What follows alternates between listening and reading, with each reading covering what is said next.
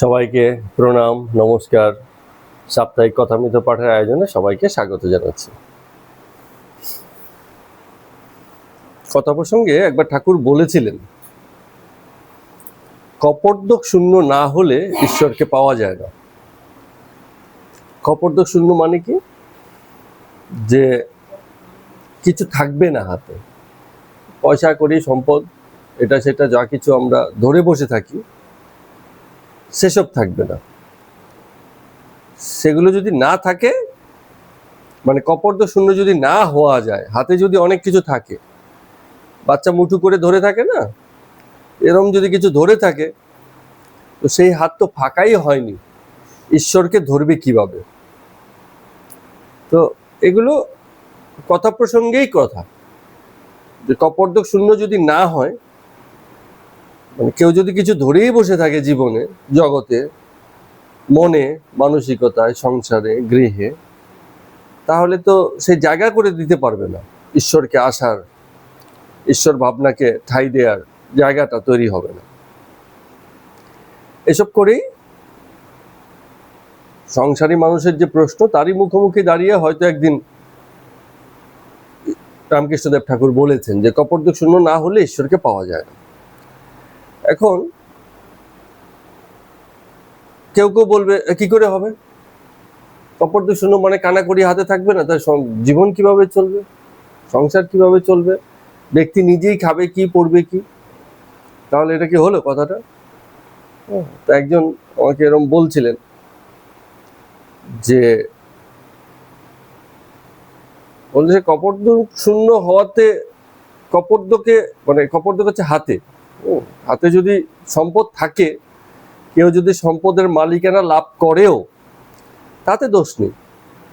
বলছেন যে যদি সম্পদ থাকে তাতে দোষ নেই, শুধু নিজেকে মালিক না মনে করলেই হলো। এখন এই কথারও একটা কন্ট্রাডিকশন আছে।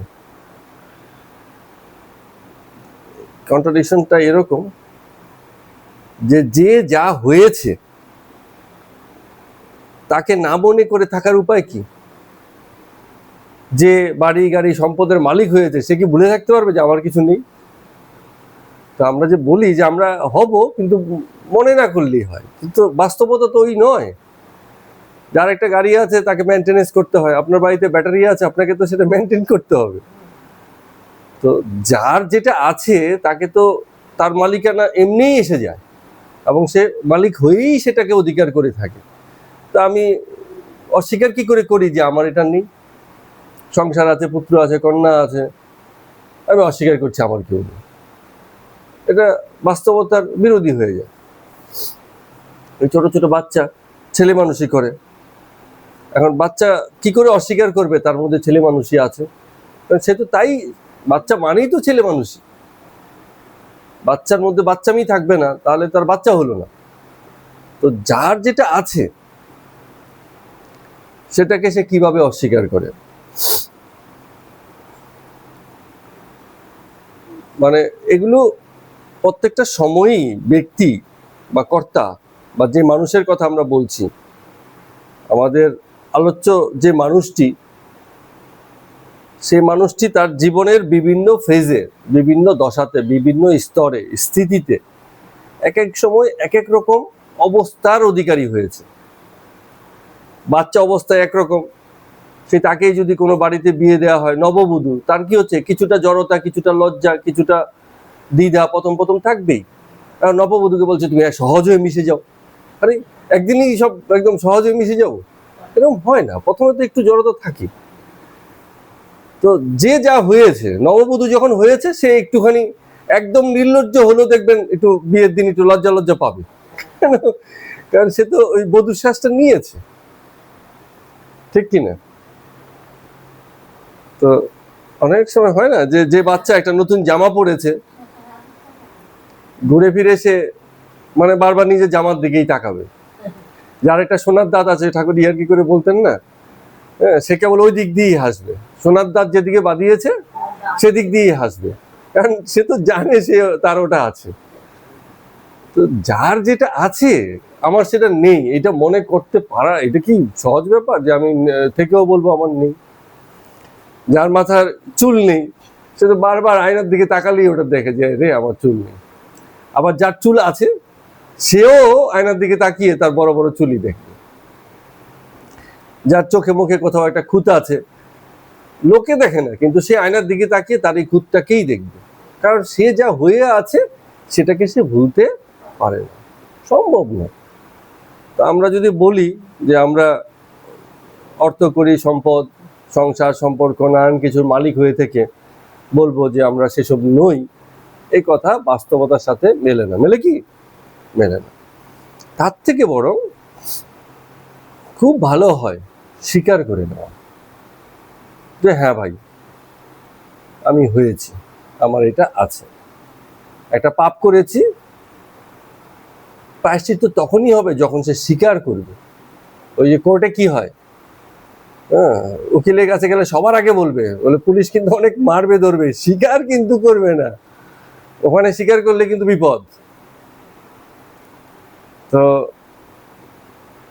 অপরাধী পুলিশের মার খেয়ে অনেক সময় এত মার দেয় মানে মারের ভয়ে স্বীকার করে ফেলে। আবার যে অপরাধ করেনি সেও স্বীকার করে, হ্যাঁ স্যার স্যার আমি করেছি। এরকম মার দেয় বাঁচার জন্য, মানে মারের হাত থেকে সহ্য করতে না পেরে বলে যা করেন করেন না, আমি যা বলবেন আমি সব স্বীকার করি, যে কি লিখতে হবে বলুন আমি সাইন করে দিচ্ছি। মানে এরকম মার দিচ্ছে, অসহ্য করতে পারছে না, জীবনে কোনোদিন একদিন গায়ে মানে টোকা পায়নি, সে পুলিশে মার খেলে সে নিতে পারবে? তো সে স্বীকার করে নেয়। এরপরে আবার অ্যাডভোকেটের কাছে গিয়ে বলে আমি তো আমাকে দিয়ে সব লিখিয়ে নিয়েছি, কি স্বীকার করে নিয়েছে। অ্যাডভোকেটও সে না আছে, সেও গিয়ে মানে আবেদন করে যে পুলিশ অন্যায়ভাবে আমার মক্কেলকে এরম ভাবে করে করে এইসব কি স্বীকার করিয়ে নিয়েছে, লিখিত বিকৃতি নিয়েছে, এগুলো ঠিক না। তো এই যে আইনি ব্যবস্থা, এই ব্যবস্থার ভিতর দিয়ে যে বেরোয়, কে যে অপরাধী, কার যে শাস্তি হলো, অনেক নিরপরাধের 25 বছর জেল হয়ে গেছে, 25 বছর পরে তার মুক্তি, বলছে যে সে নির্দোষ। আরে এটা ভারী যন্ত্রণার ব্যাপার। আবার অনেক অপরাধী মুক্ত হয়ে ঘুরে বেড়াচ্ছে, সে বলছে আমি কোনো অপরাধী করিনি। তো এইভাবে তো প্রায়শ্চিত্ত হয় না। প্রায়শ্চিত্ত মানে হচ্ছে যেই মনটা, যেই হৃদয়টা, যেই অন্তঃকরণটা আমার মুক্ত ছিল, নিষ্পাপ ছিল, আমি আবার সেই জায়গাতে ফিরে যাব, পুনরায় সেই চিত্তকে লাভ করব, এটাকে বলে প্রায়শ্চিত্ত। কি করে হবে? তাহলে যে অপরাধটা করেছো, যে পাপটা করেছো, সেটাকে আগে সবার আগে স্বীকার করো যে এই যে যা কিছু ঘটেছে এটা আমি করেছি, এটা আমার অন্যায়, এটা আমার অপরাধ, এই পাপটা আমি করেছি, সুতরাং আমি স্বীকার করছি আমি করেছি। এটা হচ্ছে প্রথম ধাপ, যে আগে স্বীকার করো। তারপরে কি করতে হবে? স্বীকার করলেই হয়ে যাবে? একবার স্বীকার করলো, পরে গিয়ে আবার ওই কাজ আবার করলো, তো প্রায়শ্চিত্ত হয়নি। অনেক সময় চোর ধরা পড়লে প্রথমে স্বীকার করে, হ্যাঁ হ্যাঁ আমি চুরি করেছি, ভুল হয়ে গেছে, অভাবের যন্ত্রণায় করেছি, আর কোনোদিন, যা হয়েছে একবার হয়েছে, আর কোনোদিন আমি এই কাজ করবো না। ও 2 দিন বাদে আবার ধরা খেয়েছে, এই তুই সেদিন বলে এলি আর কোনোদিন এই কাজ করবি না, বলে এটাই লাস্ট, আমার ভুল হয়ে গেছে, আর করবো না। ও যতবার ধরা খাবে প্রত্যেকবারই বলবে এটাই আমার লাস্ট হয়ে গেছে, আর কোনোদিন করবো না। এতে প্রায়শ্চিত্ত ঘটে না। প্রায়শ্চিত্ত তখনই ঘটে যখন যেই ভুলটা স্বীকার করা হলো তার আর পুনরাবৃত্তি জীবনে না আসে, তবে প্রায়শ্চিত্ত, সেই চিত্তটা, সেই নির্মল মনটা আবার পাওয়া গেল। না হলে কিন্তু সেই নির্মল মনটা আর পাওয়া যাবে না। তো এইভাবে ঘটে।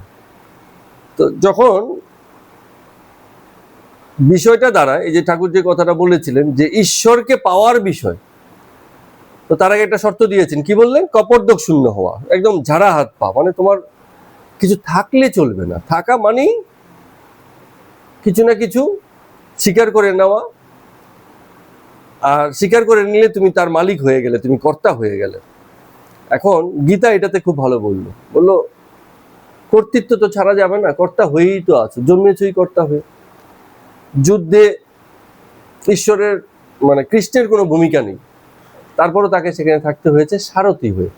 কোনো পক্ষের হয়েই লড়ছে না, বা তাকেও কেউ মারছে না, কিন্তু তারপরও তিনি একটা পক্ষ নিয়েছেন, সতের পক্ষ নিয়েছেন। এটা হচ্ছে কর্তব্য। কি ছিল? রাজার পক্ষে দাঁড়ানো। নিয়ম কি? একটা দেশের রাজা যদি কোনো দেশের বিরুদ্ধে যুদ্ধ করে, দেশের লোকের উচিত তার পক্ষ হয়ে যুদ্ধ করা, কারণ রাজা তো দেশের রাজা, তাকে তো অস্বীকার করা যাবে না। আমেরিকার লোকজন, এখন তো আমেরিকা যুদ্ধ করছে ইরানের সঙ্গে, তা আমেরিকার লোকজন নৈতিকভাবে, কি নাম যেন ভদ্রলোকের, ট্রাম্প, ডোনাল্ড ট্রাম্প, নৈতিকভাবে তাকে সমর্থন দেওয়া উচিত যে হ্যাঁ আপনি দেশের প্রেসিডেন্ট, আপনাকে যা বানানো হয়েছে আপনি যেটা ঠিক মনে করেছেন, নৈতিকভাবে আমরা সমর্থন আপনাকে দিচ্ছি। যেমন ধরুন পাকিস্তান যদি কোনো দেশের সাথে যুদ্ধ করে, একজন পাকিস্তানিও কি থাকবে যে এই যুদ্ধটাকে সমর্থন করবে না? ওরা কিন্তু সবসময় করবে। কেন করবে? কারণ ওরা জাতিগতভাবে একই জায়গাতে দাঁড়িয়ে, সবার প্রায় একই অবস্থা, কেউ স্বীকার করবে না যে না যুদ্ধ করা উচিত না। পাকিস্তান নিজেরাই খেতে পায় না, অভাবে আছে, যন্ত্রণায় আছে, দেশের ভিতরেই কত যন্ত্রণা, সে আবার আরেক দেশের সঙ্গে যুদ্ধ করতে যাইবে? দরকার নেই, করার দরকার নেই। এরকম তো হওয়া উচিত বোধ বুদ্ধি সম্পন্ন লোকের, কিন্তু ওরা ওই মানসিকতা সেরকম নেই, যুদ্ধবন্দী মানসিকতা, হ্যাঁ করতে হবে, যুদ্ধ করতে হবে। এখন যদি জীবনে বিচার থাকে, মানে মুক্ত ভাবনা থাকে, তখন কিন্তু রাজার বিরোধিতা হয়, যেটা আমেরিকাতে হয়েছে। আমেরিকার 50% লোকই যুদ্ধ চায় না, এবং এই ট্রাম্পের এই খামখেয়ালি যুদ্ধবাজি মানসিকতাকে নিতে পারছে না। কি করে সম্ভব হলো? তাহলে কর্তব্য তো ছিল রাজার পক্ষে দাঁড়ানো, কিন্তু কর্তব্য যেটা আর করণীয় যেটা, এই দুয়ের মধ্যে পার্থক্য হয়ে যায়। করণীয় হচ্ছে উচিতে দাঁড়ানো।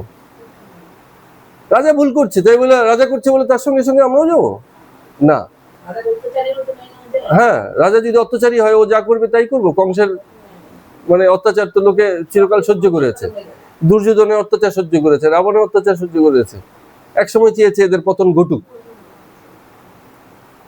উচিতে দাঁড়ানো, বিভীষণ যেটা করেছে, উচিতে দাঁড়িয়েছে, ভাইয়ের পক্ষে দাঁড়ায়নি, রাজার পক্ষে দাঁড়ায়নি, বিপক্ষের পক্ষে দাঁড়িয়েছে, কারণ মনে করেছে সেটা উচিত।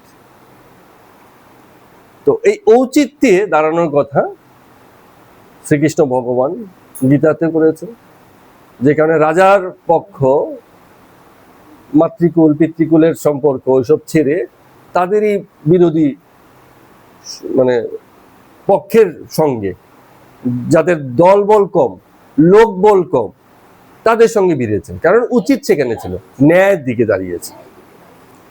ইরানেও তাই হয়েছে। ইরানের জনগোষ্ঠী এই কিছু না কিছু, কোথাও না কোথাও একটা মুক্ত ভাবনা রেখেছে।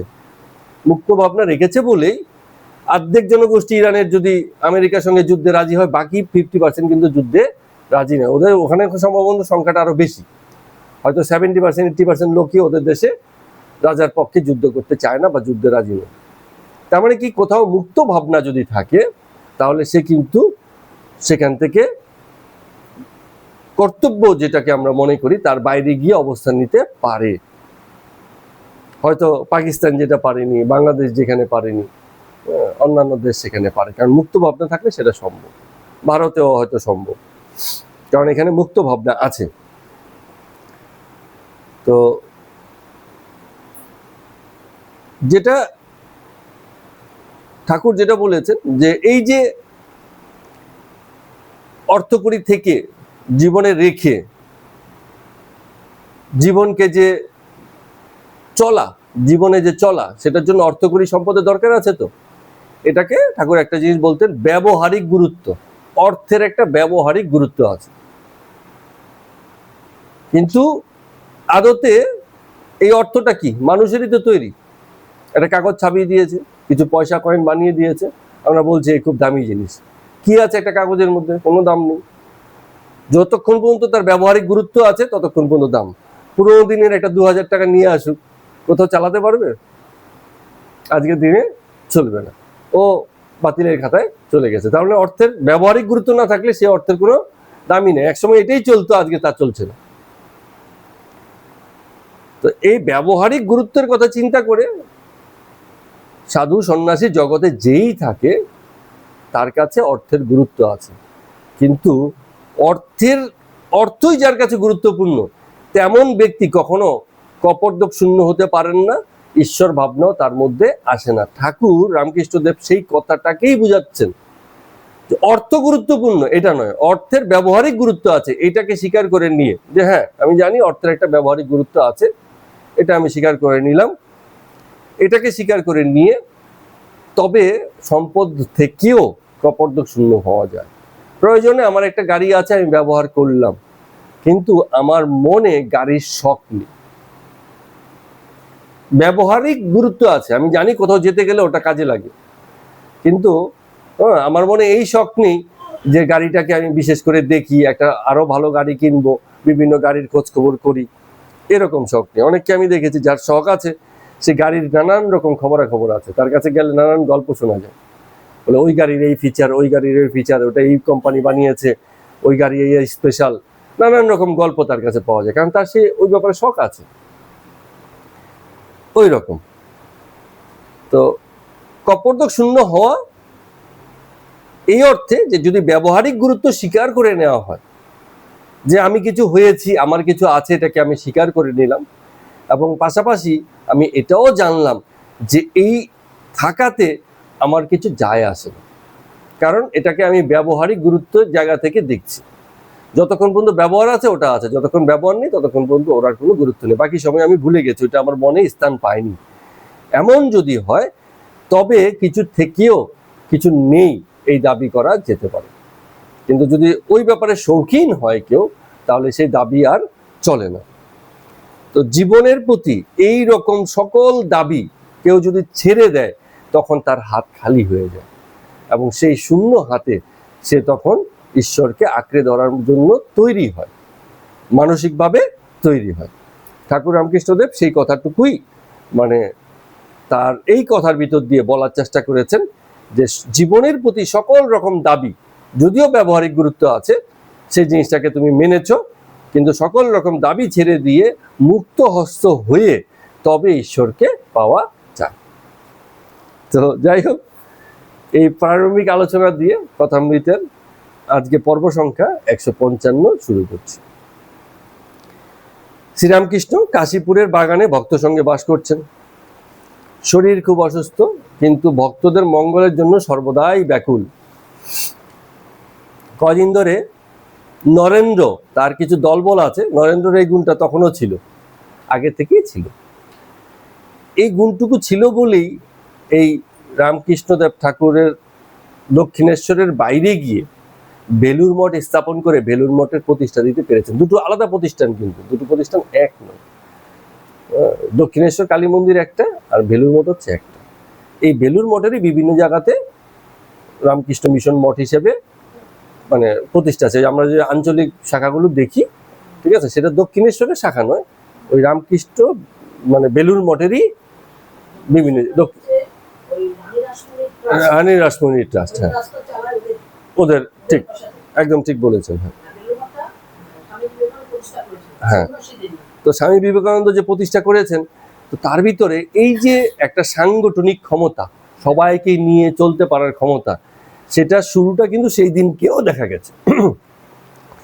এত সুন্দর চরিত্রের মানুষ, মানুষের সাথে এত মিশুক এবং নিজের স্বতন্ত্রতা রেখেও মানুষকে নিয়ে দলবদ্ধ হয়ে এত সুন্দরভাবে কাজ করতে পারতেন, যে তিনি সেই আমেরিকাতে গিয়েও যা করেছেন, নিজের দেশেও সেই রকম করেছেন। যখন রামকৃষ্ণদেব ঠাকুর বেঁচে ছিলেন, এমনকি ধ্যান করতে যখন পঞ্চবটিতে যেতেন, দক্ষিণেশ্বরের পঞ্চবটিতে গিয়ে ধ্যান করতেন, ওই যে অমাবস্যাতে আমরা এগুলো পড়েছি, তখনও একা যেতেন না, ওই সঙ্গে কেউ না কেউ জুটে যেত, সবাই তার সঙ্গে যাওয়ার চেষ্টা করতো। এরকম একটা মানে অগ্রণী ভূমিকা রাখতে পারেন এমন একটা চরিত্র তার সেই দিনকেই প্রকাশিত হয়েছিল, গুণগুলো প্রকাশিত হয়েছে, তখনই হয়েছে।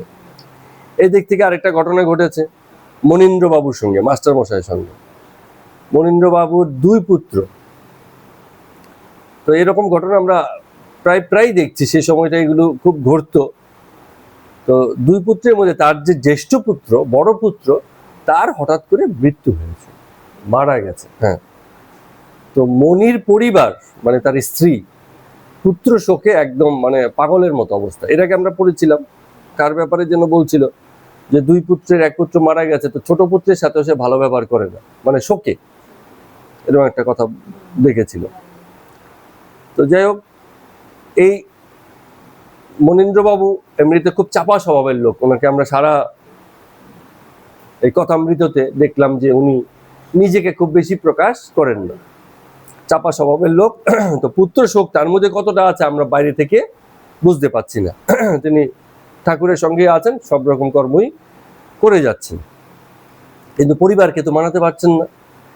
তো এসব জেনে শুনে ঠাকুর তাকে বলছেন যে তোমার পরিবারকে তুমি এখানে নিয়ে আসো, এখানে দুদিন থাকুক, এখানে প্রসাদ পাক, এখানে পরিবেশে দুদিন থাকলে পরে মিশলে পড়লে তার কৃপা হলে তবে হয়তো সে শান্ত হবে। বলছেন কোলের ছেলেটিকেও যেন নিয়ে আসে, আর এখানে এসে থাকবে খাবে, মানে ওই এসে দেখা করে চলে গেল না, থাকবে খাবে।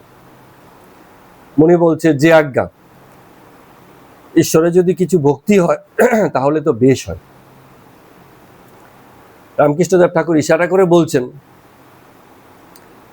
যে এত বড় সমর্থ ছেলে শোক তো ঠেলে বেরিয়ে আসবেই, স্বীকার করছেন।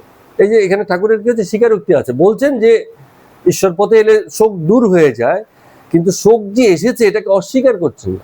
বলছেন না ধর কিসের শোক, অনেকে আছেন ধমকে দেয় এই তোমার কি অসুখ হয়েছে।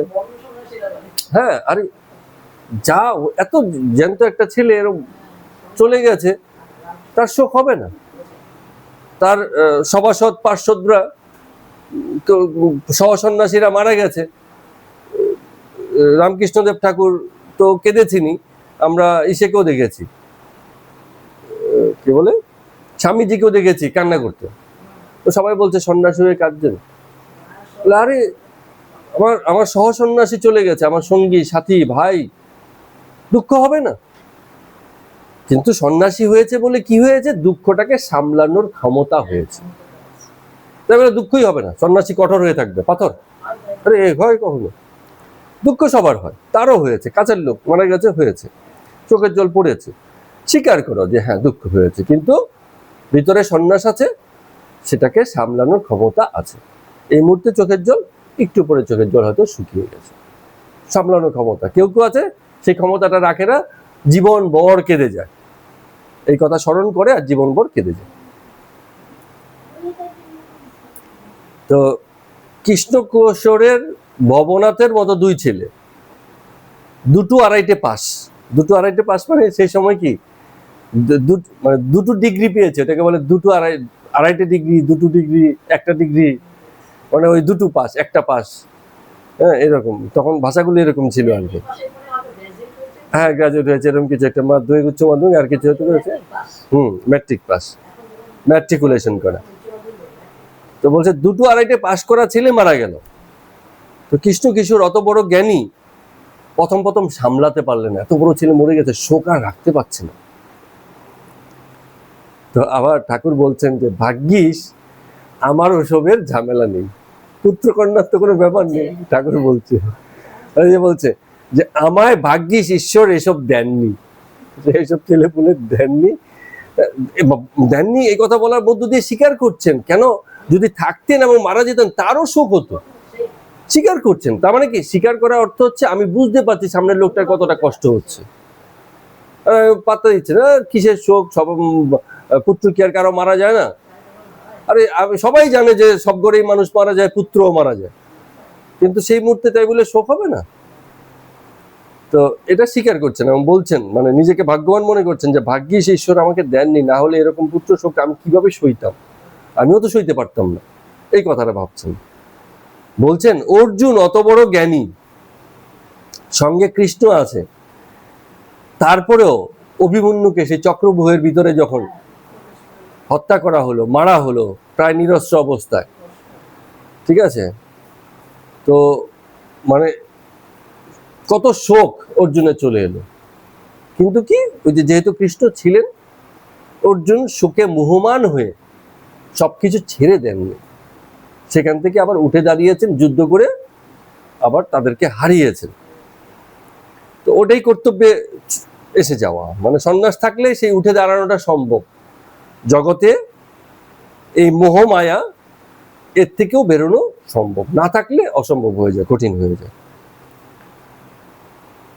তো একজন ভক্ত বলছে যে ওনার স্ত্রী তো প্রতিদিন গঙ্গা স্নানে যায়, তো রামকৃষ্ণদেব ঠাকুর বলছেন তাহলে এখানে আসে না কেন? আসতে বলবে। এবার ঠাকুর আবার লাটুর কথা জিজ্ঞেস করছেন, হরিশের কথা জিজ্ঞেস করছেন, কিরে ওরা আসে না কেন? ঠাকুর তো সবসময় ওদের খোঁজ খবর নিচ্ছেন, এরকম যে আসে আর না এলে জিজ্ঞেস করতেন। মাস্টারের বাড়ির তার কোনো ভাতুষপুত্রী হবে, ভাইটাই অন্য কারো মাস্টারের বাড়ির লোক, দুটো 9-10 বছরের মেয়ে ঠাকুরের কাছে কাশীপুর বাগানে এসে মানে ঠাকুরকে গান শুনিয়েছে। তো অনেক সময় হয় না, বাড়ির বাচ্চারা একটু গান টান গাইতে পারলে বলে ও ভালো গান গায়, আচ্ছা তুমি একটা গান গাইয়ে শোনাও তো ঠাকুরকে। এরকম গান গাইয়ে শুনিয়েছে, ভালো গান, ঠাকুরও খুব আনন্দ করলেন, একটা গান শুনে খুব সন্তুষ্ট হলেন। তো যখন সবাই চলে গেল, রামকৃষ্ণদেব মাস্টারমশাইকে বলছেন, তোমার মেয়েদের আর গান শিখিও না, আপনা আপনি গায় সে এক জিনিস, কিন্তু শেখালে আর লোকের সামনে এমন করে গাইতে থাকলে একসময় লজ্জা কেটে যাবে। লজ্জা মেয়েদের বড় দরকার। হ্যাঁ, এখন কথা হচ্ছে সেই দিনে রামকৃষ্ণদেব যে কথা বলেছেন আজকের দিনে হয়তো এমন নাও বলতে পারতেন। সেই সময়টার একটা ব্যাপার আছে, সবাই তো সময়ের সাময়িক হয়ে বাঁচে, সময়ের ঊর্ধ্বে তো বেঁচে থাকা যায় না। আজকে আমরা যা ভাবতে পারছি 50 বছর পরে আমরা যা ভাবতে পারিনি লোকে তাই ভাববে। আমরা আজকে যা ভাবতে পারিনি 50 বছর পরে তাই তো ভাববে। তো আমরা যে ভাবতে পারছি না কারণ কি? কারণ হচ্ছে আমরা সমসাময়িক, আজকের দিনে আমরা আজকের দিনের পর্যন্তই ভাবতে পারবো, অত দূর পর্যন্ত আমরা ভাবতে পারবো না। সেই দিনকে দাঁড়িয়ে সামাজিক যত সংস্কার আছে তার কিছু কিছু তো রামকৃষ্ণদেব ঠাকুরের মধ্যেও ছিল বলে তিনি এই কথা বলছেন যে সবার সামনে গাইও না। আর তখন 9-10 বছর, তার মানে ওখানে 14-15 বছর হলে মেয়ে বিয়ে দেওয়ার ব্যাপার এসে যায়।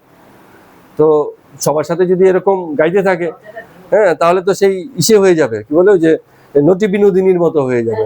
লজ্জা নেই, সবার সামনে নেচে গিয়ে বেড়াচ্ছে, লোকে প্রশংসা করছে আবার ঘৃণাও করছে, এ আলারই যন্ত্রণা। নটি বিনোদিনী নাটক থিয়েটার দেখার জন্য লোকে মানে লাইন দিয়ে ভিড় ঠেলে টিকেটের জন্য কাড়াকাড়ি করে গিয়ে দেখছে, আবার তাদের ভিতরে কেউ এসব দেখে শুনে গালাগালও দিচ্ছে। কেন? কারণ ওই মেয়ে লোক গিয়ে স্টেজে উঠেছে, সবাইকে এরকম গিয়ে নেচে শোনাচ্ছে, সেসব সইতে পারছে না। সমাজ সেই জায়গাতে দাঁড়িয়ে ছিল, কিন্তু এখন পাল্টাচ্ছে, আগামীতে আরো পাল্টাবে। সমসাময়িকতায় অনেক জিনিস গ্রহণযোগ্যতা পাবে, অনেক জিনিস গ্রহণযোগ্যতা হারাবে। তো ঠাকুরের সম্মুখে পুষ্প পাত্রে ফুল চন্দন এনে রাখা হয়েছে, ঠাকুর শয্যার উপর বসে আছেন। ঠাকুরের তো কিছু পাগলামি আছে, সেই ফুল চন্দন দিয়ে নিজেকেই পূজা করছেন। বাইরে থেকে কেউ দেখলে হয়তো কিরকম ভাববে। সচন্দন পুষ্প কখনো মস্তকে মানে মাথায় দিচ্ছেন, কখনো কণ্ঠে বা গলায় দিচ্ছেন, কখনো হৃদয়ে ধারণ করছেন, কখনো নাভিদেশে ধারণ করছেন। মনমোহন কোন্নগর থেকে আসলেন, ঠাকুরকে প্রণাম করলেন, এবং ঠাকুর কি করলেন, নিজের গলার পুষ্পমালা তার গলায় পরিয়ে দিলেন। ঠিক আছে? তো মনমোহন সেই মালা পেয়ে খুব খুশি যে ঠাকুর আমাকে পরিয়ে দিয়েছে। হ্যাঁ, ঠাকুর মণিকে মাস্টার মশাইকেও একটা চম্পক দিলেন, চাপা ফুল, চম্পক একটা দিলেন। তো আসলে কি হয়, কেউ যদি বুঝতে না পারে তাহলে লোকে ভাববে এই কি, এ তো পাগলামি, তাই না? নিজেকে নিজে পুজো করছে, এটা একটা পাগলামির পর্যায়ে। তো ঘটনা হচ্ছে গীতাতে এই জিনিসটা একটা খুব ভালো ব্যাখ্যা ছিল। সেটা হচ্ছে গীতাতে শ্রীকৃষ্ণ নিজেকে বলছেন, নিজের অস্তিত্বকে স্বীকার করছেন এইভাবে যে ঘনীভূত মেঘ, আকাশে তো অনেক মেঘ থাকে, কোথাও কোথাও মেঘ ঘনীভূত হয়ে যায়। হ্যাঁ, আমরা অনেক সময় বলি না যে কৃষ্ণই ভগবান, কৃষ্ণই সাক্ষাৎ ভগবান। বিশেষ করে ইসকনের যারা আছে তারা তো এই কথা সবসময় বলে যে কৃষ্ণই ভগবান, তিনি ভগবান। এখন প্রশ্ন হচ্ছে তিনিই একমাত্র ভগবান এমনও বলে। তো কথা হচ্ছে কৃষ্ণই যদি একমাত্র ভগবান হয় তাহলে রামকে কোথায় ফেলবো? রামকেও তো রাখতে হবে, হরে কৃষ্ণ হরে রাম দুজনকেই তো হরণ করার দায়িত্ব দিয়ে রেখেছি। তো তখন যদি বলি একমাত্র ভগবান কৃষ্ণ, তাহলে রাম কোথায় যাবে? একমাত্র নয়, প্রত্যেকেই ভগবান। তো ওটাকে গীতাতে ব্যাখ্যা কিরম করেছে, বলেছে যে ঘনীভূত মেঘ, আকাশ জুড়েই মেঘ আছে, কোথাও হালকা মেঘ সাদা মেঘ, কোথাও ঘনীভূত হয়ে মেঘ কালো হয়ে গেছে, বৃষ্টি হতে পারে এরকম মেঘ। তো যারা এরকম উচ্চ হয়, যারা এরকম রক্ষার দায়িত্ব পেতে পারে বা রক্ষার ক্ষমতা যাদের আছে, যারা জগৎ হিতে কাজ করতে পারে, জগৎকে উদ্ধারণ করতে পারে, তাদের ঘনীভূত মেঘ অবস্থা। তার মানে কি আকাশে ওই মেঘ ছাড়া আর মেঘ নেই? মেঘ অনেক আছে, কিন্তু কৃষ্ণ হচ্ছে ঘনীভূত মেঘ, ঘনীভূত ব্রহ্ম, যেখানে ব্রহ্মের গুণ প্রকাশিত হয়েছে সর্বোচ্চ। আমরা রামকৃষ্ণদেব ঠাকুরকে বলতে পারি অনু ঈশ্বর।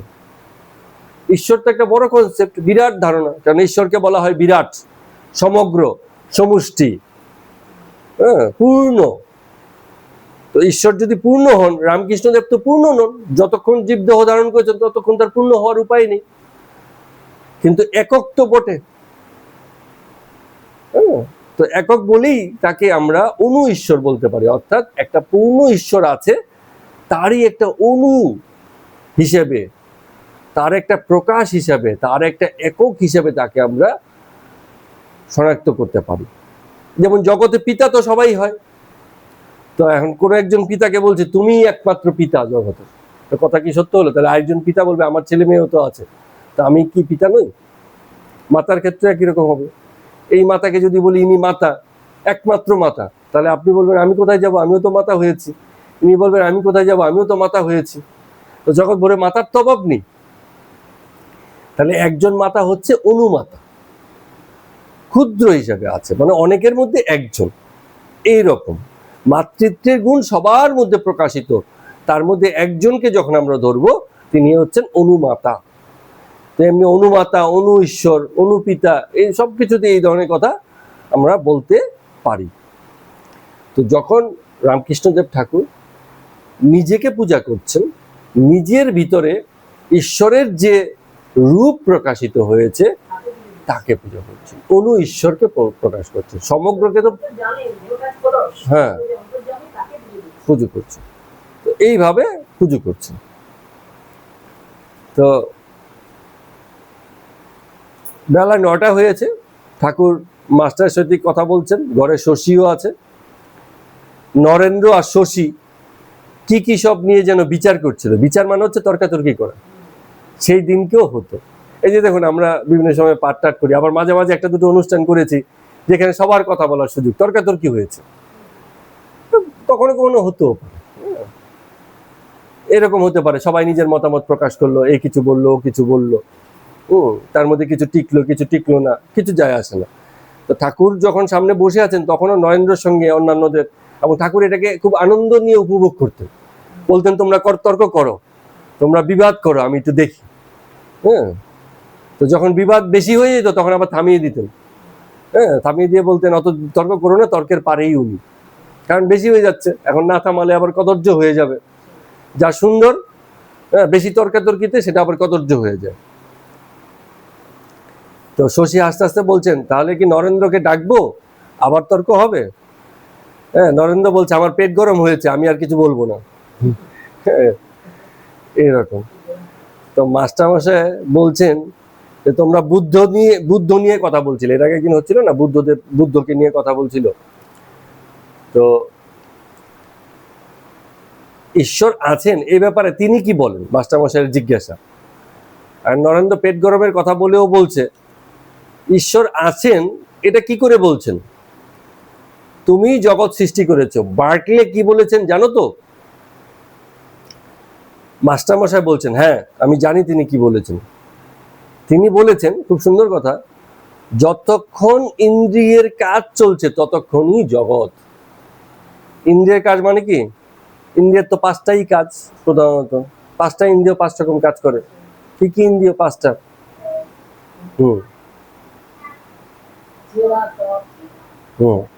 এসব দিয়ে আমরা জগৎকে, এগুলো হচ্ছে রিসিপ্টার, জগতের যে বিষয় আশয় আছে সেগুলোকে আমরা এগুলোর ভিতর দিয়ে নেই, আমাদের ভেতরে এগুলো দিয়ে ঢোকে, পাইপলাইন, আমাদের দেহের পাইপলাইন জগৎ বিষয়ে। তো এই যে বাচ্চা যে বায়না করেছে, ওই জিনিসটা দেখেছে বলেই তার বায়না, না দেখলে কিসের বায়না? পাশে বাড়িতে দেখে এসছে, বলছে বাড়ি এসে আমার এটা চাই, আমার এটা চাই, দেখে এসছে, ভিতরে ঢুকেছে, বায়না শুরু করছে। তো পাইপলাইন, যতক্ষণ পর্যন্ত ইন্দ্রিয়ের কাজ চলবে ততক্ষণ পর্যন্ত জগৎ আছে। ইন্দ্রিয়ের কাজ শাটডাউন হয়ে গেল, বন্ধ হয়ে গেল, জগৎ শেষ। ও আর জগৎ ভাবনা কিছু নেই। এত দিয়ে চিন্তা করলাম ট্রাম্পের যুদ্ধ, এটা যুদ্ধ, এই করেছে সেই করেছে, রাহুল মারা গেছে, হ্যাঁ হ্যাঁ, রাহুলের ইন্দ্রিয়ের কাজ শেষ। আবার আমার যখন শেষ হয়ে যাবে তখন রাহুলকে আমি চিনব, ঠিক আছে? এরকম ইন্দ্রিয়ের কাজ বন্ধ হয়ে গেছে তো শেষ। বোঝা গেল ব্যাপারগুলো? তো এই কথাটাই ওই বার্কলে বলেছেন। যতক্ষণ এই যে জগৎ, আমার ঈশ্বর তোমার ঈশ্বর, আমার মত তোমার মত, তোমার পথ আমার পথ, যতক্ষণ ইন্দ্রিয়ের খেলা চলছে, কিছু ভিতরে ঢুকিয়েছে তো কিছু বাইরেও বেরোচ্ছে। যখন ইন্দ্রিয়ের খেলা শাটডাউন হয়ে যাবে, ওই ভিতরের খেলা বাইরের খেলা সব শেষ, কোনো খেলাই আর তখন নেই। তো এগুলো হচ্ছে সাময়িক, ইন্দ্রিয়ের খেলার ভিতর দিয়ে টিকে আছে, এছাড়া আর কিছু নেই। তো এরকম অনেক খেলাতেই আমরা মন দিয়ে বসে আছি। IPL শুরু হয়েছে, কে জিতবে গবেষণা চলছে। হ্যাঁ, কোথায় IPL, কোথায় কি, আমার জীবনের সঙ্গে কোনো সম্পর্ক নেই, কিন্তু আমরা মাথা দিয়ে বসে থাকি। জগতে অনেক কিছু, মাথা দিয়ে বসে আছি আমরা, ঠিক আছে? সবাই আছি কম বেশি, সবাই আমরা কোথাও না কোথাও আছি। হ্যাঁ, তো এইরকম চলছে আর কি। তো রামকৃষ্ণদেব ঠাকুর বলছেন, ন্যাংটা বলতো, ন্যাংটো বলে একটা সাধু ছিল, ন্যাংটো সাধু, হ্যাঁ, ন্যাংটু বলতো, মনেই জগৎ, আবার মনেতেই লয় হয়। মন যতক্ষণ সজাগ আছে ততক্ষণই জগৎ, মন লয় হয়ে গেলে জগৎও লয় ঘটে যায়। এখন তাহলে উপায় কি? তাহলে এই জগৎকে অস্বীকার করি কিভাবে? জগৎ তো আছে, যতক্ষণ জগতের অংশ আমি হয়েছি, এই জগৎকে অস্বীকার করার উপায় আছে? তো ঠাকুর একটা কথা খুব বলেন, যে এই জন্য সেব্য সেবক ভাবটাই ভালো। আমি হচ্ছি সেবক আর তোমার আমি সেবা করছি। এখন মানে যার সেবা কেউ করে, হ্যাঁ, তাকে হতে হয় তার থেকে উঁচু। আমি তার কাছেই সারেন্ডার করব যে আমার থেকে বেশি ক্ষমতাশালী। যুদ্ধ হয় না দুই পক্ষের মধ্যে, হ্যাঁ, যে দেখলো একদম মানে দিয়ে দিয়েছে, ভীষণ মার দিয়ে দিয়েছে, এখন আর ও উপায় পাচ্ছে না, তখনই ও গিয়ে সারেন্ডার করবে। ঠিক আছে, আমি সারেন্ডার করলাম, তুমি ভাই জিতেছ, হ্যাঁ, আমি হেরেছি, এবার তুমি বলো আমার কি করবে। হ্যাঁ, প্রথম বিশ্বযুদ্ধ যখন হয়েছিল, এই ইতিহাসের ছাত্রী, তোমার তো জানার কথা, প্রথম বিশ্বযুদ্ধে দুপক্ষ ছিল, একটা হচ্ছে বিজিত পক্ষ, মানে যে জিতেছে, জয়ী পক্ষ, একটা হচ্ছে বিজিত পক্ষ, একটা হচ্ছে হেরেছে। তো এই দুই পক্ষ একজন একজনের কাছে সারেন্ডার করে ফেলেছে। প্রথম বিশ্বযুদ্ধ শুরু হয়েছিল 1910 সালে, সম্ভবত 1914-তে শেষ। তারপরে গিয়ে আবার 1939 সালে, মাত্র কত বছরের ব্যবধান, 25 বছর, মোটামুটি 25-30 বছরের ব্যবধানে আবার যুদ্ধ শুরু হয়েছে। একবার যুদ্ধ শুরু হয়ে গেছে, আবার যুদ্ধ শুরু হয়ে গেছে, তাহলে আবার এই যুদ্ধগুলো কারা করছে? ওই যে আগের পক্ষে যারা জয়ী আর যারা বিজিত, যারা জিতেছিল যারা হেরেছিল, ওই দলই আবার লেগেছে, ওই সেম দল। কেন লেগেছে?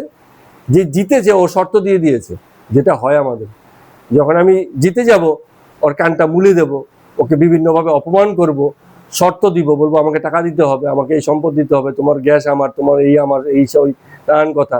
তারপরে কথায় কথায় ও যে হেরেছে খোঁচা দেবো, এই তুই তো হেরেছিস, বারবার এরম বলবে, মনে করিয়ে দেবে। তো যারা হেরেছিল, যারা জিতেছে, তারা বারবার তাদেরকে অপমান করেছে, আর সহ্য করতে পারছে না। 25 বছর অনেক অপমান সহ্য করেছে, বল চল আবার যুদ্ধ করি। তো ঘটনাচক্রে 39-এর যুদ্ধ 45-এ শেষ হয়েছে, দ্বিতীয় বিশ্বযুদ্ধ। কারা জিতলো এবার? ওই যারা আগের বার হেরেছিল, এইবারও তারা আসলো। হ্যাঁ, তার মধ্যে কে কে ছিল? জাপান ছিল, জার্মান ছিল, ঠিক আছে, আরো কিছু ইউরোপের দেশ, কিছু বিশ্বযুদ্ধ মানে কি অনেক দেশ এখানে ইনভলভ হয়ে গেছে, ঠিক আছে, তারা আবারও হেরেছে। কিন্তু এইবার সারেন্ডার করার সময় বললো যে না, হ্যাঁ হ্যাঁ, ইন্ডিয়া তখন ওই ব্রিটেনের হয়েছিল, তো ব্রিটেন তখন জয়ী দেশ, ওই ব্রিটেনের অংশ হিসাবে, ঔপনিবেশিক হিসাবে না, ব্রিটেন জিতেছিল। আমেরিকা ব্রিটেন এরা সবসময় জয়ের দলেই থাকে, এরা সবসময় জয়ের দলেই থাকে। তো তখন কি হয়েছে, ওই ভারতও তাহলে সেই হিসেবে জিতেছে, যদি ওইভাবে দেখা হয়, জিতেছিল। কিন্তু ভারত হেরেই বসে আছে, ঔপনিবেশিক হওয়া মানেই তো হেরে বসে থাকা, ও আর জয় কি হবে। তো তার মানে কি হয়, যে যে হেরে যায় সে আরেকজনকে উঁচু মনে করলেই, শক্তিশালী মনে করলেই হেরে যায়। এখন আমি আর আমার জগতের মধ্যে কে উঁচু আর কে নিচু? আমি উঁচু না আমার জগৎ উঁচু? হ্যাঁ, দুটো সমান নয়। আমি তো জগতের সৃষ্টি, জগতের এই পথ চলার ভিতর থেকে আমি টপকে পড়েছি। আমি চলে যাব, জগৎ কিন্তু থেকে যাবে। আমাকে জগতই নির্মাণ করেছে, এই জগৎ আমাকে নির্মাণ করেছে। জগতের যে রূপান্তরের খেলায় তার ভিতর থেকে আমি একটা ক্ষুদ্র একটা অস্তিত্ব, রূপান্তরের খেলায় আমার একটা ক্ষুদ্র অস্তিত্ব আছে, কিন্তু আমি জানি আমার এই অস্তিত্ব জগৎ থেকে হয়েছে, আবার এই জগতেই কদিন বাদে বিলীন হয়ে যাবে। ফলে আমার থেকে শ্রেষ্ঠকে জগৎ, তার কাছে আমি সারেন্ডার করতে রাজি আছি। তো যদি জগৎ বা প্রকৃতি ঈশ্বর, জগৎকে কি বলা হয়? প্রকৃতির ঈশ্বর। আমাদের ধর্ম খুব সুন্দর এগুলো মিলিয়েছে। তোমার থেকে উঁচু তোমার জগৎ, তো তুমি তার কাছে সারেন্ডার করো। যে কারণে প্রকৃতির কাছে আমরা বরাবর সারেন্ডার করেছি। বজ্রের পুজো করেছি, বায়ুদেবের পুজো করেছি, গঙ্গার পুজো করেছি, কারণ এরা শক্তিশালী। আমরা এদের থেকে শক্তি নিয়ে বড় হয়ে বেঁচে থাকি, তো আমরা তাদের কাছে বরাবর সারেন্ডার করেছি, যাগযজ্ঞ করি তাদেরকে, দেবী জ্ঞান করি, দেব জ্ঞান করি, কারণ তাদেরকে উঁচু জেনেছি। আমাদের থেকে তারা উঁচু, আমাদের এই নির্মাণ, আমাদের টিকে থাকা তাদের উপর দাঁড়িয়ে আছে, এবং তাদের এই অস্তিত্ব টিকে থাকবে, কিন্তু আমার অস্তিত্ব থাকবে না। এই জন্য আমরা তাকে সারেন্ডার করেছি। চোখের সামনে যার কাছে, যাকে উত্তম, শ্রেষ্ঠ, শক্তিশালী মনে করবো, তার কাছেই তো সারেন্ডার করবো। তাহলে আমি কার সেবা করব? জগতের, প্রকৃতির সেবা করব, তাকে আমি ঈশ্বর জ্ঞান করেছি। ঠিক আছে, সেখান থেকে এই জিনিসটা এসছে। তো ঠাকুর বলছেন তাহলে উপায় কি? জগৎ যদি মানে অনিত্যই হয়, বা জগতের এই সবকিছু যদি অনিত্যই হয়, অনিত্য কোন হিসাবে? আমার সাপেক্ষ অনিত্য, যেহেতু আমি নিজে অনিত্য। আমি নিজে যদি নিত্য না হই, আমি নিজে যদি টিকে না থাকি, তাহলে তো কিছুই টিকলো না। আমার মৃত্যু মানে তো সব শেষ হয়ে যাচ্ছে। কিন্তু আমি দেখেছি এই জগতের খেলাটা শেষ হয়নি, ফলে আমি তার কাছে সারেন্ডার করেছি, তাকে প্রকৃতি জ্ঞান করেছি। ব্রহ্মকে কে জানতে পারে? কিন্তু জগৎকে খুব সহজেই জানা যায়। জগতের খেলায়, জগতের এই উচ্চতায় যা কিছু বসে আছে, তাকে আমরা জেনে বুঝে তাকে সেব্য জ্ঞান করতে পারি। আমি সেবক, তুমি আমার সেব্য। এবং সেইটা হলে তখন কি হয়? ব্যক্তি শান্ত হয়ে যায়। না হলে এই নশ্বরতার, সবকিছুই নশ্বর, কোনো কিছুরই দাম নেই, মানুষ তো শান্তি পাবে না। কোথাও না কোথাও একটা মান্যতা এসে যায়, সে শান্ত হয়ে যায়। তুমি কেবল দুঃখটাই মনে রেখেছো, তিনি যে এত সুখ দিয়েছেন তা ভুলে যাও কেন? তার কত কৃপা, তিনি তিনটি বড় বড় জিনিস আমাদেরকে দিয়েছেন। এই ব্যাপারে আগেও বলেছিলেন, মনুষ্যত্বম, মুমুক্ষত্বম, মহাপুরুষং সশ্রয়ম। মনুষ্য ভাব দিয়েছেন, জগতের অন্য কোনো প্রাণীর মধ্যে নেই যা মানুষের মধ্যে আছে। এত সুন্দর ভাবনার ক্ষমতা। জগতের এই যে প্রেমের প্রবাহ কোথা থেকে এসছে? মানুষের থেকে এসছে। মানুষের সঙ্গে যারা থেকেছে তারাও প্রেমপূর্ণ হয়ে গেছে। যে কুকুর বন্য হিংস্র থাকার কথা ছিল মানুষের সঙ্গে মিশে, তার মধ্যে তো মানুষের থেকেও বেশি প্রেম, প্রীতি, ভক্তি, মানুষের থেকে শিখে মানুষকে ছাড়িয়ে যাচ্ছে, এরম ব্যাপার, তাই না? তাহলে সবচেয়ে গুরুত্বপূর্ণ কি? মানুষ হয়ে ওঠার ক্ষেত্রে সবচেয়ে গুরুত্বপূর্ণ হচ্ছে তার মনুষ্যত্ব। এই সক্ষমতা তার আছে, মনুষ্যত্বের সক্ষমতা। আর এটা হচ্ছে মুমুক্ষত্বম। মুমুক্ষ মানে কি? মোক্ষ লাভ, মুক্তি চাওয়া। মানুষ বন্ধনে কোনো দিন খুশি থাকতে পারবে না। যতই ভালোই খাওয়াও পড়াও যা কিছু করো, তুমি তাকে বেঁধে রাখবে, অন্যান্য পশু পাখি মেনে যাবে। হাতি এত শক্তিশালী, সেও মেনে যায়। খাইয়ে পড়িয়ে ভালো রাখো, ও মাহুতের সঙ্গে খুশি, জীবন পার করে দেবে। কিন্তু একটা মানুষকে এই জন্য মানুষ বেইমান বেশি হয়, বলে না মানুষের মতো বেইমান নেই। কেন? কারণ তুমি তো তাকে উল্টু, তার স্বভাবের বিরুদ্ধ কাজে আটকে রাখছো। তুমি ভাবছো খাইয়ে পড়ে তুমি তাকে পোষ মানিয়ে রেখে দেবে। ঘরের স্ত্রী পোষ মানে না, ঘরের স্বামী পোষ মানে না, সন্তান পোষ মানে না, পিতামাতা সন্তানের কথা শোনে না, কেউ কারো কথা শোনে না, শুনবেন না, এটা তার স্বভাব। বুঝা গেল প্রজ্ঞা? তুই যে শুনিস না আমাদের কথা, এটা তোর দোষ নয়, এটা তোর স্বভাব। হ্যাঁ, হ্যাঁ। তো কারণ স্বভাব হচ্ছে মুক্তি, আমি কারো কথা শুনবো না, আমি আমার মতো চলবো, এটা তার স্বভাব। এই মুমুক্ষত্ব হচ্ছে তার স্বভাব। সে মুক্তির আকাঙ্ক্ষী, সে কোনো বন্ধনে থাকতে রাজি নয়। এবার যতই সুখ সুবিধা দিয়ে রাখুক, সে থাকতে রাজি নয়। তাহলে দুটো গুণ মানুষকে দিয়েছে ঈশ্বর। আরেকটা দিয়েছে কি, মহাপুরুষ সংশ্রয়, মহাপুরুষের সংস্পর্শ।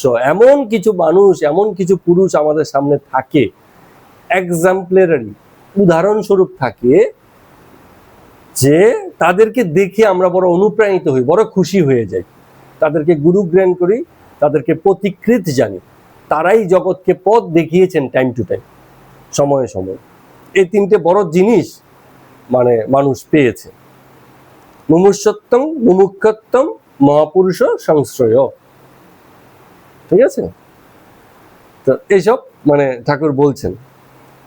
কথা তো খুব সুন্দর, তো বাকি সকলে চুপ করে আছে, কথা শুনে শুনে চুপ করে আছে। তো রামকৃষ্ণ ঠাকুর বলছেন নরেন্দ্রকে, বলে তোরা বুঝিস কিনা জানি না, আমার কিন্তু বেশ বোধ হয় যেন আমার ভিতরে একটা কিছু আছে। আমি প্রতি মুহূর্তে টের পাচ্ছি, বুঝতে পারছি যে আমার ভিতরে কিছু আছে, যে আমি নই, আমার থেকে উঁচু, এমন কিছু আমার ভেতরেও আছে।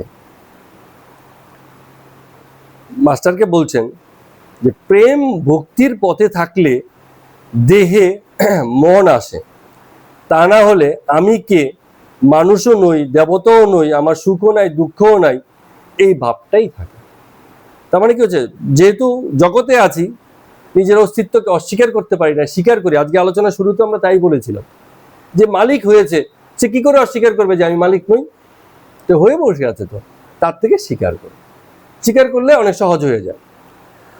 অস্বীকার করলে অস্বীকার করা হয় না। আমার ভিতরে কামনা বাসনা আছে, আমি বলছি কিছু নেই, আরে ওগুলো ভিতরে ভিতরে কাজ করবে।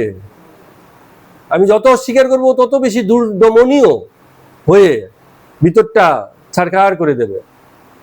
ঠিক আছে? সুতরাং স্বীকার করো। তো স্বীকার করলে তখন সহজ হয়ে যায়, ওই বিষয়ের সঙ্গে সহজ হয়ে যায় ব্যক্তি। রাত্রি 9টা হয়েছে।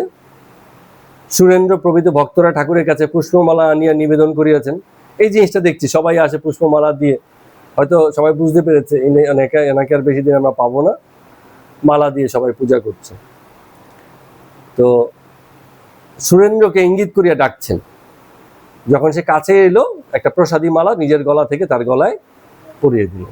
প্রসাদী মালা হচ্ছে যখন তার গলায় পরানো হয়ে যায়, প্রথমে ছিল শুধু মালা, যেমন প্রথমে তো শুধু খাবার থাকে, যখন ঠাকুরের কাছে নিবেদন করা হয়ে যায় তখন সেটা শুধু খাবার নয়, সেটা হয়ে গেল তখন প্রসাদ। তো বাজারে যে মালা দোকানদার বিক্রি করছে সেটা তো মালা বেচে, সে কিন্তু মালা কেবলই ফুল আর কেবলই মালা। যেই পুজোতে লেগে গেল তখন ওটা হচ্ছে প্রসাদী মালা, প্রসাদী ফুল। ঠিক আছে? তো ওই কথাটাই বলছেন যে সুরেন্দ্র সজ্জার কাছে আসিয়া প্রসাদী মালা লইয়া নিজে তাহার গলায় পরাইয়া দিলেন। এবারে ওই যে ঠাকুরের বাড়ির সামনে একটা পুষ্করিণী ছিল, পুষ্করিণীতে রাত্রিবেলা ঘরের আলো গিয়ে পড়তো। তো কয়েকজন ভক্ত সেখানে খোল করতাল লইয়া পুষ্করিণীতে সামনে, মানে পুষ্করিণীর ধারে বসে মানে কীর্তন করছে। তো রামকৃষ্ণ ঠাকুর সবাইকে, ঘরে যারা ছিল, লাটু মাস্টারমশাই বলছেন তোমরাও একটু হরিনাম করে আসো, কি সুন্দর হরিনাম হচ্ছে, তোমরা জয়েন করো, যাও গিয়ে সবাই করো। সবসময় মানে তিনি এই বলতেন না যে সবসময় আমাকেই জুড়ে থাকো, একটু মুক্ত হও, একটু যাও, ওখানে কীর্তন হচ্ছে ওখানেও যাও। তো মাস্টার প্রভৃতি সবাই যাচ্ছেন, মাস্টারমশাইকে ইঙ্গিত করছেন যে নিচে যাও, ওদের সঙ্গে গান করো আর নাচবে, নেচে গিয়ে করবে। ঠিক আছে? তো সকলকে তিনি জোর করে পাঠিয়ে দিলেন কীর্তন দলের সঙ্গে, এবং সবাই গিয়ে কীর্তন করতে শুরু করলো। ঠিক আছে? তার মধ্যে সুরেন্দ্র, ওই যার গলায় কিছুক্ষণ আগে মালা পরিয়ে দিয়েছিল, সে ভাবাবিষ্ট হয়ে গেছে। ভাবাবিষ্ট হয়ে সে গান গাইছে। কি বলছে? যে আমার পাগল বাবা, পাগলি আমার মা, আমি তাদের পাগল ছেলে, আমার মায়ের নাম শ্যামা। কেন পাগল? কারণ যত জগৎ বিষয়ে চেতনা তত তো আমরা সুস্থ মনে করি, আর যত অসুস্থ তত বেশি অসুস্থ। যে যত বেশি জগৎ বিষয়ে ধ্যান ধারণা রেখেছে তার অশান্তি যন্ত্রণাও তত বেশি। আর পাগলের সুখ হচ্ছে মনে মনে, জগতের সুখ নেই, পাগলে কষ্ট পাচ্ছে, কিন্তু কষ্ট পেলে কি হবে, মনে মনে সে খুব খুশি, কারণ জগৎ বিষয়ে ভাবনা নেই। তো বলছে আমার বাবা পাগল, আমার মাও পাগল, আমিও বড় পাগল তাদের ছেলে, কারণ আমার মায়ের নাম হচ্ছে শ্যামা। শ্যামা মায়ের ছেলে পাগল না হয়ে সুস্থ হবে, হ্যাঁ, শান্ত হবে, এ হতেই পারে না। বাবা পাগলা, নামই পাগলা রেখে দিয়েছে, মায়ের শ্যামা সঙ্গীত যে গায় না পাগলা রেখে দিয়েছে। তারপরে আর কে আছে শ্যামা সঙ্গীতের আর গায়ক কে কে আছে? রামপ্রসাদ, সেও তো সুস্থ না, পাগল। ও দেখবেন ওই সিরিয়াল ফিরিয়ালে দেখাচ্ছে। হ্যাঁ, তারপরে ওই যে তারাপীঠে ছিল বামা খেপা, নামই তো খেপা, খেপা বলেই নাম দিয়ে দিয়েছে বামার সাথে খেপা। হ্যাঁ, কারণ ও জগতের হিসেবে আমরা যাদেরকে ভদ্রলোক বলি, তাদের ওই ভদ্রলোক হলে আর সে ওই মায়ের ছেলে হতে পারবে না, খেপা হতে হবে। খেপে যায়, ওরা হয় না, ও আপনি আপনিই খেপে যায়। ঠাকুর বলছিলেন না, এমনি এমনি কি আমি পা তুলে দিই কারো বুকে, কোথা থেকে যেন হয়ে যায়, আমি নিজেও যাই না। তো বিষয়গুলো এরকম পাগল ছেলে, পাগল ভক্ত হওয়াটাই ঠিক আছে, তাই না? তো আজকের মতো কথা আমি তো পারে এখানে শেষ করছি। সবাইকে প্রণাম এবং নমস্কার।